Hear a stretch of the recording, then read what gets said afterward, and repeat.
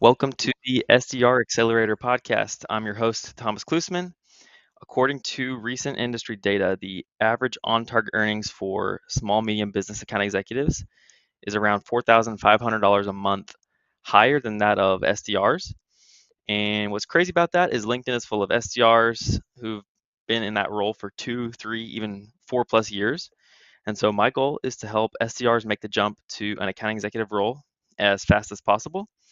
And so on this show, I interview successful account executives to uncover how they made the leap from SDR to AE and sharing the right moves to make and what to avoid, all to help you land that promotion in under 18 months. Today, we're diving into a success story with um, Adam Hausen, and he was a BDR at, if I think this is correct, at Tock for just 10 months prior to jumping over to Toast as an SMB AE and is now SMB AE at Shopify. How's it going today, Adam? It's going great. So happy to be here. Thanks for having me. I'm excited to help the next generation of BDRs.